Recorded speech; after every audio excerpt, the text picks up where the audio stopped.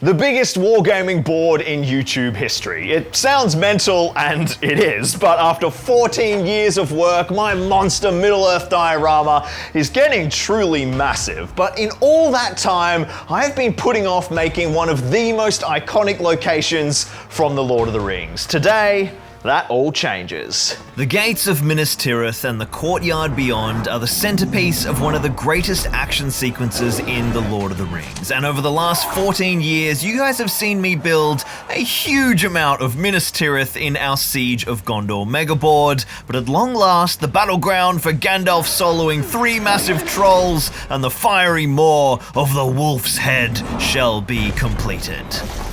Now, it's been 7 months since we last worked on the Minas Tirith portion of this megaboard, and Middle-earth has been down in the pecking order as the Imperial Palace has vied for dominance.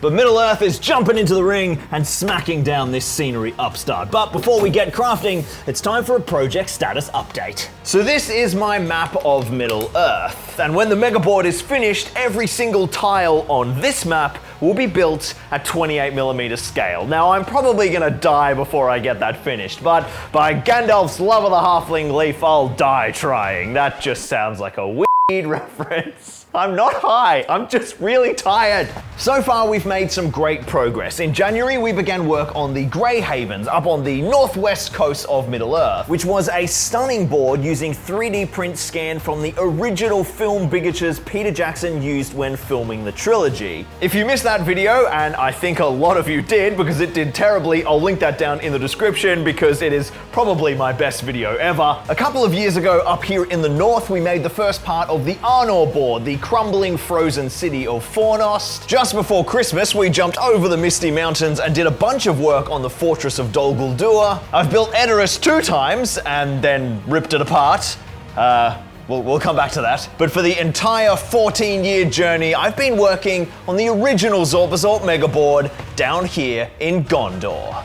The board spans Osgiliath, the Pelennor Fields, and the lower level of Minas Tirith, and now most of this is still in Australia, as it's going to cost about 15 grand to ship it over, and as I've been whining about for the last 4 videos, we are so broke, so that is where it's staying for now. The full Siege of Gondor mega layout. This is mental. But when we arrived in New Zealand, we kicked off our Middle-earth crafting experience with the most important location in all of the Gondor megaboard. The courtyard of Minas Tirith, and today we are finishing it. We've made a bunch of progress so far on this build. We smashed together a whole heap of incredibly screen-accurate buildings using Games Workshop's plastic scenery kits. We even drove out to the base of Aoraki, the tallest mountain in New Zealand, and crafted in the original filming locations for Minas Tirith and the Pelennor in the center of the South Island of Aotearoa. Then we crafted a bunch of foam-carved buildings and foundations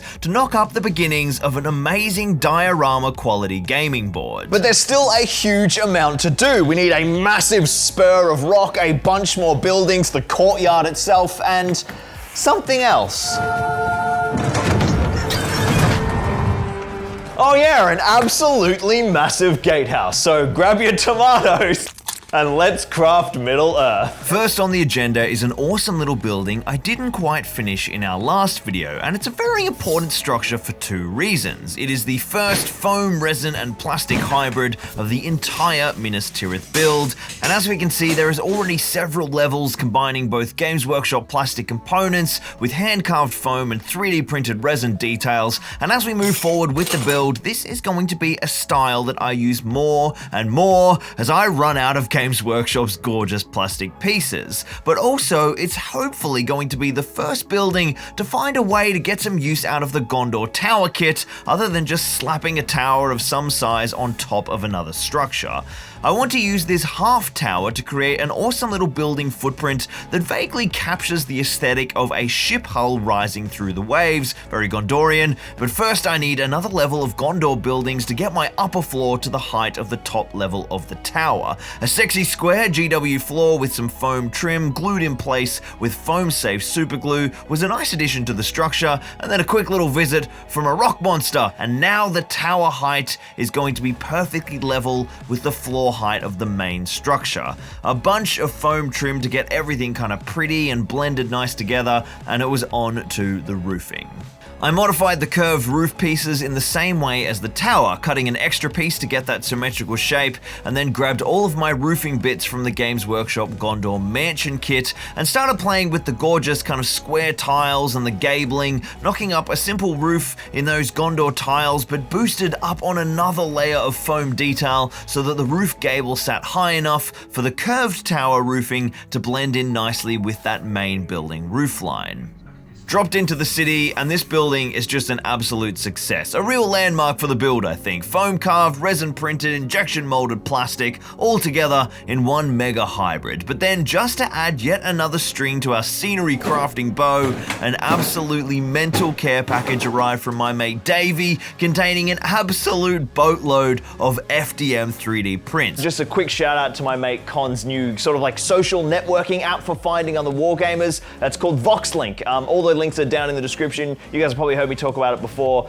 It's awesome. So you want to find games, get on VoxLink, go check it out. Now Davey has been planning on building his own courtyard of Minas Tirith, but with family life and work, he just couldn't find the time to finish it and decided to donate these pieces to the project just for the cost of the filament, which was an absolute steal. These 3D prints are from a range of different files, which I think are sadly no longer available. I think one of them might have been called the City of Kings, but Davey apparently modified these himself to make them even more screen accurate, which you know I just love. And to absolutely melt my little crafting heart, he even upscaled them to match with my original scale that I set out in my foam crafted templates for the early parts of the city, so that we could eventually kind of join it up to the big Gondor board for the siege event. So just a massive thank you to Davey, you absolute legend. Now a lot of these prints aren't complete, so there's going to be a lot of kit bashing with foam and plastic and other materials, but they're going to be a wonderful weapon for our arsenal. And here we can see the first structure completed. This one's just a pure print glued up. It's an awesome bell tower for the courtyard,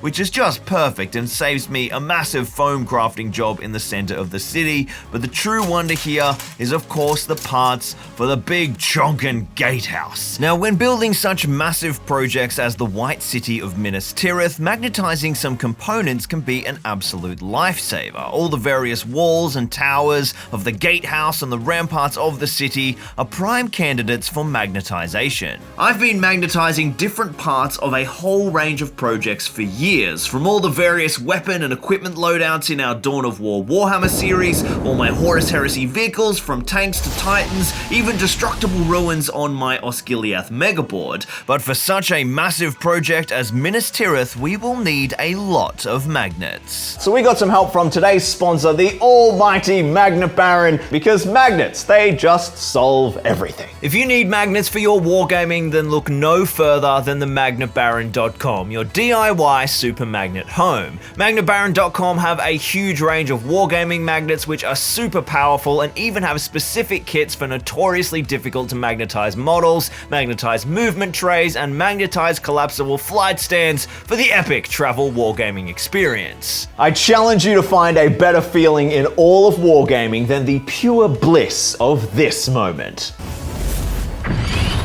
Magnetic perfection. So to score some boss wargaming magnets for all your army needs, hit up the magnetbaron.com, link down in the description, so go and show him some love. Now the gates of Minas Tirith are probably the most important parts of this build and are going to see the most amount of gameplay. We need Grond smashing on through the doors, and early on when I made the walls, I've used them quite a lot now in battle reports here on the channel, and Ryan and Mark and I were constantly knocking and chipping the foam carved battlements, and I was always gluing them back together. So the idea of having these battlements as 3D printed elements, I think it's a massive win. I've actually done it once before on the Ramus Ekor outer ring walls from the Pelennor field sections of the board, and they were super durable, so I'm pretty excited for these prints. The gatehouse pieces are all solid prints which just needed a bunch of cleanup and assembly, and one little misprint which needed some tweaks, and then just a bunch of sealing with Vallejo plastic putty, and then we've got a great start for Grond's victim. Next is our towers,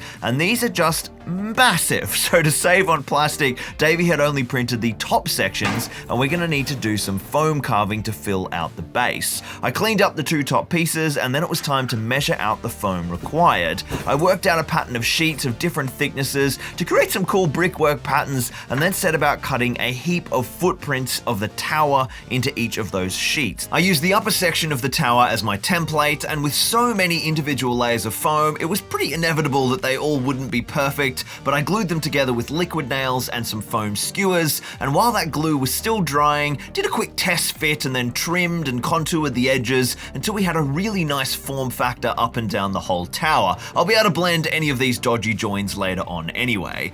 Then once it was dry, just a monster amount of carving. I only need to carve the faces that are going to be seen, so in goes my scalpel, pencil to widen the grout lines, and then texturing with alfoil. As this is the sides of all of these foam sheets, there's no hard skin, which makes it take texture just incredibly well, and the rolling texture action of that foil kind of blends a lot of the wonky foam bits together. Now, if you've missed all of the Middle-earth battle reports here on Zorpazorp, I have some exciting news. After finally listening to the YouTube algorithm and accepting that I just can't upload battle reports to this main channel, I've decided to repurpose my old streaming channel for some Middle-earth battle report goodness, and my hope is that every single time I finish a new section of the Middle-earth megaboard, you guys will actually get to see a game on it over on my Middle-earth SBG focused channel, Zorp of the Rings. I've got brand new battle reports that were edited last year and then never released, about to be uploaded, and some sexy classics on Minas Tirith and Pelennor to get you hyped, and when this courtyard is finished,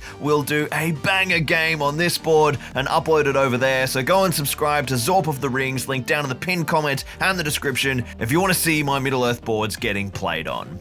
Then the final detail for the gatehouse is the little stairwell access port right up on the top, which has a deliciously curved roof, which at this mega scale is absolutely perfect to be represented by the gorgeous curved roof pieces from the Gondor tower kit. Yay for getting more use out of the tower. I glued up 2 of those and then cut a simple foam structure to drop in underneath and textured it up and created a nice little doorway, recycling more plastic using some of the spare doors that I cut out when making the Osgiliath ruins. Then it was time to slap it all down together, and there we have the first portion of our gatehouse. Here's a little Lockie for scale. This thing is massive. Before we keep working on the walls and extending the gate out into the Pelennor fields, we're actually going to jump back inside the walls, but first we need to clear some damn room in this workshop. Now, as you guys probably know, I'm working on this build alongside the Imperial Palace, and as I'm filming this, I'm not actually sure if I'm smashing through with this video or it's gonna get paused again and jump back to the palace, but I need some room right now to lay out the full board so that we can work out where we're going next. I grabbed the large sections of the palace and slapped them back up onto the top of my new Patreon shelves, and just an absolute monster thank you to all my Patreons and YouTube channel members who paid for these with their support. Without them, we would not be able to juggle projects like this. A little plan that I had for both of these projects, when they're a bit more painted and we're up to detailing, I'm gonna make some banners that hang off the battlements down the walls with the names of all the Patreons and channel members who've been supporting the channel. I just think it's a really cool way to have you guys in the build. So if you want your name written on the build, or you want to be accessing the Patreon Discord, which I am just murdering with work in progress photos like every day, I'm spamming the crap out of them at the moment, go and check out Patreon, link down in the description, or you can become a channel member by clicking join right here on YouTube. A huge thank you to everyone who's joined the Zorptron family recently, or even if you're super thanksing or just commenting, subscribing, liking, all that stuff. It means a huge amount for my family, so thank you so much. With a bit of space in the workshop, I slapped down everything built so far, all of our buildings, the foam foundation that will become our road textures, and of course our new gate. And man, this Minas Tirith courtyard is looking fine, and I'm starting to get a feel for what the board is going to become. So this is looking awesome, and it is much bigger already than I sort of originally planned. Obviously, the gate still has more to go where I'm standing, probably even some Pelennor fields back here. I think the edge of the board on this side is really about here, just a few bits of lane work and road, and then where you're standing, there's the second wall, the entire big rocky escarpment coming down, and then on this side, there's an entire other city block, extra buildings. there's a lot left to do. We're gonna dive into that next, but we're gonna need a little bit of help. The beacons were lit and another care package arrived, this time from the almighty Alby from Microforge Minis, who sent me more of his glorious resin details that we've used a bunch already in this build. I took stock of all of those pieces, my foam, and of course the last of my mountain of Games Workshop plastic, and then set about planning a bunch more sexy hybrids to really trick out this part of the city. I leapt back to our key reference from the films, and there are a few shots where we can see the buildings we want to make popping up over the stables. Though I couldn't really see too much detail, I latched onto a little rooftop that I could just make out in the city skyline and decided to get crafting. I actually started with a bunch of Games Workshop plastic pieces. The stepped gable and the roof tiles are just wonderful, but with those two roof sections assembled, I grabbed a bunch more wall tiles and built a simple square structure, but was careful to pick some flat-sided outer walls on one side to mount my half roof hard up against it, building in a layer of floor tiles to make a strong foundation and keep all of those walls together, and of course kept it modular. But then it was time for some hybrid action with some foam for my lower levels. I grabbed my MDF jigs and some of Alby's resin details and then got to work cutting and creating a simple block foundation with some stone texture, and then glued the plastic upper structure in place before adding a bunch of detailing, beginning with the Microforge Minis archway on the front, just like our film reference, as well as a bunch of foam stripping, which wasn't quite screen accurate, but I sort of felt it needed to be there to translate this nicely to Warhammer terrain. Now, while I've been chipping away at Minas Tirith over the last few weeks, I've been getting absolutely hyped by my mate Dan's epic Minas Tirith build, except it's all in Lego. I've got his Instagram, Bugius Bricks, linked down in the description. Go and check it out, and a big shout out to Dan. Every time I build something, I'll send him a pic, and then he sends back a pic of him building it in Lego. It's been great fun. Often you end up just banging your head against a big foam carved wall when you're making such detail-oriented builds from the movies, and it means that progress can be quite slow. So just as a reward to you guys, before we sign off this video, I wanted to give you all a quick glimpse into the future and dose you up with that completionist dopamine, because my goodness, by the time you're seeing this video, I've already done a bunch more on the build. It's absolutely humming, and the White City is almost ready for war. You guys will see a whole bunch more progress on this build in the next video, as well as some mega updates for the Imperial Palace very soon. If you love the return to Middle-earth, please slam it down in the comments and let me know. The more you guys love it, the more Middle-earth you'll get. Remember to join the Patreon or become a channel member if you want your name emblazoned on Minas Tirith and the Imperial Palace when we detail up the city with banners, and let me know which project is your favorite. Thanks guys, I will see you in the next one.